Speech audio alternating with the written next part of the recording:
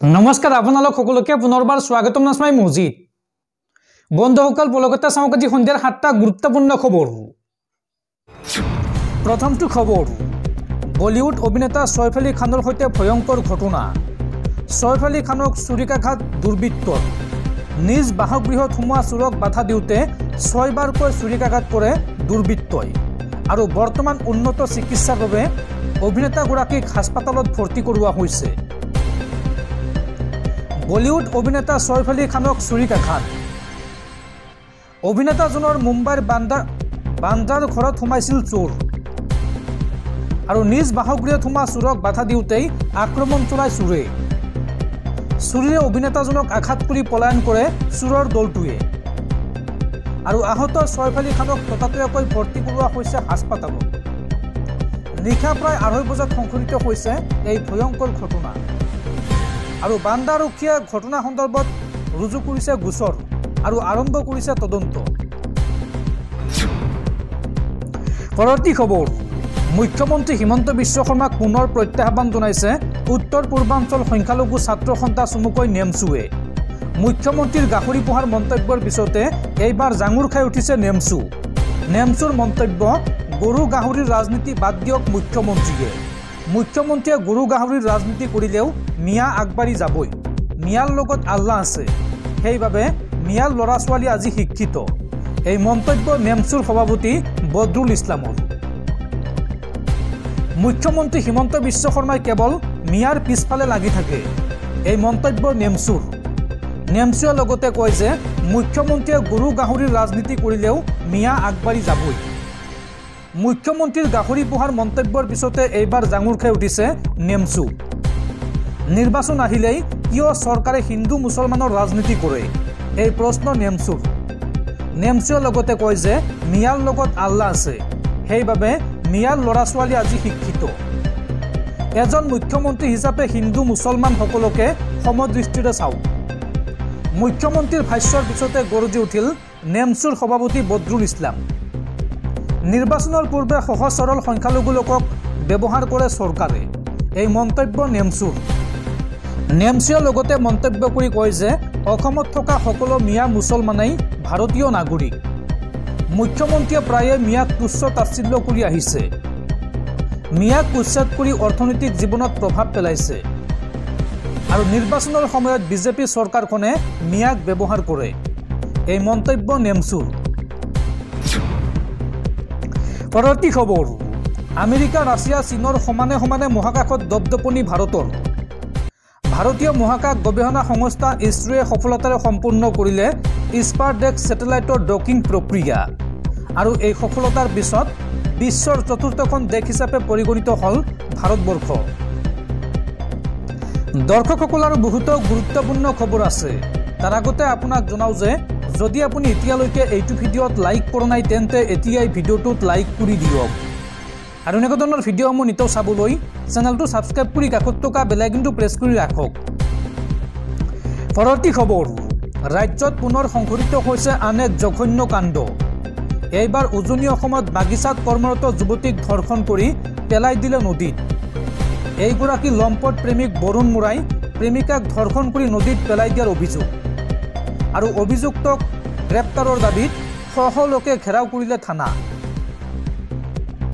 এইবাৰ উজনি অসমত সংঘটিত হৈছে ৰাজ্য কঁপাই যোৱা জঘন্য ঘটনা এগৰাকী 22 বছৰীয়া যুৱতীক ধৰ্ষণৰ পিছত হত্যা কৰাৰ অভিযোগ বৰুণ মুৰা নামৰ এজনৰ বিৰুদ্ধে এই গুৰুতৰ অভিযোগ চেঁচা নৈত উপঙি থকা অৱস্থাত উদ্ধাৰ হৈছে যুৱতীগৰাকীৰ উলংগ মৃতদেহ আৰু বিগত 4 দিন ধৰি সন্ধানহীন হৈ আছিল যুৱতীগৰাকী শৰীৰত আঘাতৰ চিন স্পষ্ট মৃত যুৱতীগৰাকীৰ ঘাতক বৰুণ মুৰাক বিচাৰি উলিওৱাৰ দাবীত এতিয়া লাহোৱাল থানা ঘেৰাও শ পুৰুষ মহিলাৰ বাগিচাত কৰ্মৰত যুৱতীৰ সৈতে ঘটিল এই ভয়ংকৰ কাণ্ড 13 জানুৱাৰীতে সংঘটিত ঘটনাৰ দোষীক কৰায়ত্ব কৰিব পৰা নাই আৰক্ষীয়ে যাৰ বাবে এতিয়া থানা ঘেৰাও কৰিছে শ ৰাইজে পৰৱৰ্তী খবৰ আজিৰে পৰা 3 দিনীয়াকৈ অনুষ্ঠিত হ'ব গোভা দেওৰজাৰ জোনবিল মেলা আজিৰে পৰা 18 জানুৱাৰীলৈকে তিনিদিনীয়াকৈ অনুষ্ঠিত হ'ব ঐতিহাসিক জোনবিল মেলা। পাহাৰ ভৈয়ামৰ সম্প্ৰীতিৰ মিলন ক্ষেত্ৰত পৰিণত হ'ব জাগিৰ ৰোডৰ জোনবিল পথাৰ।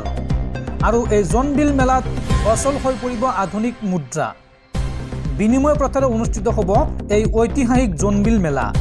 আৰু এই মেলাত অংশগ্ৰহণ কৰিবলৈ ইতিমধ্যে পাহাৰৰ পৰা নামি আহিছে মামা মামীসকল। পৰৱৰ্তী খবৰ, ৰাজ্য কঁপাই যোৱা উমৰাংচৰ অবৈধ কয়লা খনিৰ ভয়ংকৰ ঘটনাৰ ন্যায়িক তদন্ত ঘোষণা চৰকাৰৰ। পুতি পেলোৱা হ'ব উমৰাংচৰ সকলো অবৈধ কয়লা খনি। আৰু মৃত শ্ৰমিকৰ পৰিয়ালক 10 লাখকৈ টকাৰ আৰ্থিক সাহায্য ঘোষণা অসম চৰকাৰৰ। আজি অনুষ্ঠিত হোৱা কেবিনেট বৈঠকৰ অন্তত এই বৃহৎ ঘোষণা মুখ্যমন্ত্ৰী হিমন্ত বিশ্ব শৰ্মাৰ। পৰৱৰ্তী খবৰ, মাটিবাৰীক লৈ পুনৰ ডাঙৰ ঘোষণা চৰকাৰৰ। এতিয়াৰ পৰা QR কোড স্কেন কৰিয়ে আপুনি দিব পাৰিব মাটিৰ খাজনা। মৌজাদাৰৰ কাৰ্যালয়ত শাৰী নপতাকৈ মাত্ৰ 1 ছেকেণ্ডৰ ভিতৰতে দিব পাৰিব মাটিৰ খাজনা। চাওঁ আহক এই সন্দৰ্ভত সবিশেষ। QR কোড স্কেন কৰক আৰু আজিয়াই পৰিশোধ কৰক আপোনাৰ মাটিৰ খাজনা। মৌজাদাৰৰ কাৰ্যালয়ত শাৰী নপতাকৈ মাত্ৰ 1 ছেকেণ্ডতে পৰিশোধ কৰিব পাৰিব আপোনাৰ মাটিৰ খাজনা। মাটিৰ খাজনা সংগ্ৰহক লৈ ৰাজ্যবাসীৰ বাবে বৃহৎ সকাহ চৰকাৰৰ। অনলাইন আৰু অফলাইন দুয়োটা পদ্ধতিতে মাটিৰ গৰাকীয়ে পৰিশোধ কৰিব পাৰিব মাটিৰ খাজনা। আৰু মাটিৰ খাজনা পৰিশোধ কৰিবৰ বাবে আপুনি লিংক কৰক ই-খাজনা পৰ্টেলত আপোনাৰ আধাৰ কাৰ্ড আৰু মোবাইল নম্বৰ। আৰু এই সন্দৰ্ভত basundhara.assam.gov.in/e-খাজনা পৰ্টেল মুকলি কৰি দিয়া হৈছে ৰাজ্যবাসীৰ বাবে। এই সন্দৰ্ভত বৃহৎ ঘোষণা কৰিছে অসম চৰকাৰে। পৰৱৰ্তী খবৰ, দেশ জোকাৰি যোৱা ভয়ংকৰ ধৰ্ষণ কাণ্ডৰ সৈতে জড়িত বিজেপিৰ ৰাজ্যিক সভাপতি। বিবাহিত মহিলাৰ সৈতে অপকৰ্মৰ অভিযোগৰ পিছতেই বিপদত বিজেপি দল। আৰু বিজেপি সভাপতিৰ অপকৰ্ম পোহৰলৈ অহাৰ পিছতেই দল ত্যাগ শতাধিক বিজেপিৰ মহিলা কৰ্মীৰ। দেশ কঁপোৱা ধৰ্ষণ কাণ্ডত বিজেপি নেতা জড়িত থকাৰ ভয়ংকৰ অভিযোগ। আৰু এই ভয়ংকৰ অভিযোগৰ পিছতেই বিপদত পৰিছে বিজেপি দল।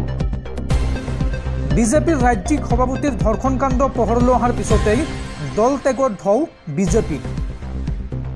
বিজেপিত মহিলা সুৰক্ষিত নহয় বুলি অভিযোগ তুলি বিজেপি ত্যাগ মহিলা সদস্যৰ।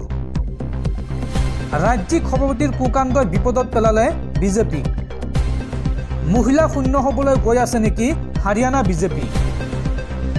প্ৰাক্তন মহিলা মৰ্চাৰ উপ সভাপতি নেহা হালিনীৰ নেতৃত্বত বিজেপি ত্যাগ শতাধিক মহিলা কৰ্মী। জ্যেষ্ঠ নেতাৰ হাতত বিজেপি মহিলা সুৰক্ষিত নহয় বুলি অভিযোগ উত্থাপন। মহিলাক চৰকাৰী চাকৰি দিয়াৰ নামত ধৰ্ষণ কৰাৰ অভিযোগত নাম সাঙুৰ খাইছিল বিজেপিৰ সভাপতিৰ। আৰু তাৰ পিছতে সকলোৱে নিৰ্যাতিত মহিলাৰ পক্ষত থিয় দিছে। এগৰাকী বিবাহিত মহিলাক ভয়ংকৰভাৱে ধৰ্ষণ কৰিছিল বিজেপিৰ সভাপতিগৰাকীয়ে। আৰু এই ঘটনা পোহৰলৈ অহাৰ পিছতে নিজ দলৰে মহিলাৰ সমালোচনাৰ সন্মুখীন হৈছে বিজেপি দল। হাৰিয়ানাত এতিয়া বিজেপি মহিলা কৰ্মী সুৰক্ষিত নহয় বুলি ঘোষণা মহিলা মৰ্চাৰ সভানেত্ৰীৰ। এগৰাকী মহিলাক ধৰ্ষণ কৰাৰ গোচৰত নাম সাঙুৰ খাইছে বিজেপিৰ শীৰ্ষ নেতাৰ। আৰু আৰক্ষীয়ে বিজেপিৰ সভাপতিগৰাকীৰ বিৰুদ্ধে ইতিমধ্যে ৰুজু কৰিছে গোচৰ। উল্লেখযোগ্য যে 2023 চনৰ 3 জুলাইত এগৰাকী মহিলাক এখন হোটেলত নি চলাইছিল যৌন নিৰ্যাতন। আৰু এই ঘটনাত জনপ্ৰিয় গায়ক জয় ভগৱান ওৰফে ৰকি আৰু হাৰিয়ানা বিজেপিৰ সভাপতিৰ বিৰুদ্ধে এই ভয়ংকৰ অভিযোগ উত্থাপন হৈছে। আৰু ইতিমধ্যে ভুক্তভোগী মহিলাগৰাকীয়ে থানাত দাখিল কৰিছে এজাহাৰ। পৰৱৰ্তী খবৰ, চৰকাৰী কৰ্মচাৰীলৈ বেয়া খবৰ। দেশৰ 1.16 কোটি কেন্দ্ৰীয় কৰ্মচাৰী আৰু অৱসৰপ্ৰাপ্ত কৰ্মচাৰীৰ আশাত চেঁচা পানী কেন্দ্ৰীয় চৰকাৰৰ। 8ম দৰমহা আয়োগ গঠন নকৰে কেন্দ্ৰীয় চৰকাৰে। সামগ্ৰিক দৰমহা বৃদ্ধিৰ সলনি কৰ্মচাৰীৰ যোগ্যতা অনুসৰি দৰমহা সাল সলনি কৰিব কেন্দ্ৰীয় চৰকাৰে। শেহতীয়াকৈ এই ডাঙৰ ঘোষণা কৰিছে কেন্দ্ৰীয় চৰকাৰে। পৰৱৰ্তী খবৰ, শীঘ্ৰেই বন্ধ হ'ব হামাছ আৰু ইজৰাইলৰ যুদ্ধ। বিগত 15 মাহ ধৰি চলা যুদ্ধত 46,000 লোকৰ মৃত্যু। ট্ৰাম্প আৰু বাইডেনৰ সকিয়নিত এইবাৰ মানিবলৈ বাধ্য হ'ল দুয়োপক্ষ। আৰু অব্যাহত যুদ্ধবিৰতিৰ বাবে সাজু হৈছে ইজৰাইল আৰু হামাছ। শীঘ্ৰেই বন্ধ হ'ব হামাছ আৰু ইজৰাইলৰ যুদ্ধ। বিগত 15 মাহ ধৰি চলা যুদ্ধত এই পৰ্যন্ত 46,000 লোকৰ মৃত্যু হৈছে আৰু অব্যাহত যুদ্ধবিৰতিৰ বাবে সাজু হৈছে ইজৰাইল আৰু হামাছ। 2023 চনৰ 7 অক্টোবৰত আৰম্ভ হোৱা যুদ্ধৰ অৱসান আসন্ন। ট্ৰাম্প আৰু বাইডেনৰ সকিয়নিত মানিবলৈ বাধ্য হ'ল দুয়োপক্ষ। কাটাৰৰ মধ্যস্থতাত যুদ্ধবিৰতিৰ বাবে দুই পক্ষ সাজু বুলি দাবী আমেৰিকা যুক্তৰাষ্ট্ৰৰ। যুদ্ধবিৰতিৰ লগতে পণবন্দীক মুক্তিক লৈও দুই পক্ষৰ চুক্তি। হামাছ আৰু ইজৰাইলৰ যুদ্ধই মধ্যপ্ৰাচ্যৰ পৰা বিশ্বজুৰি সৃষ্টি কৰিছিল উত্তেজনা। গাজা, পেলেষ্টাইনৰ পৰা লেবানন, য়েমেন, চিৰিয়ালৈ বিয়পিছিল এই যুদ্ধ। ইজৰাইলে আক্ৰমণ কৰিছিল, যুদ্ধত প্ৰস্তুতি দিয়া ইৰাণকো। হামাছ আৰু হিজবুল্লাৰ মুৰব্বীক নিধন কৰিছিল ইজৰাইলী সেনাই। আৰু ইজৰাইলী আগ্ৰাসনৰ বিৰুদ্ধে থিয় দিছিল বিশ্বৰ মুছলমান সমাজ। আৰু অব্যাহত আমেৰিকাৰ হস্তক্ষেপত যুদ্ধ বন্ধ হোৱাৰ ইংগিত স্পষ্ট। শেহতীয়া আলোচনাত সুৰ নৰম কৰিছে ইজৰাইলৰ প্ৰধানমন্ত্ৰী বেঞ্জামিন নেতানিয়াহুৱে। অৱশ্যে যুদ্ধবিৰতিৰ চুক্তি এতিয়াও সম্পূৰ্ণ হোৱা নাই বুলি ঘোষণা ইজৰাইলৰ প্ৰধানমন্ত্ৰী বেঞ্জামিন নেতানিয়াহু।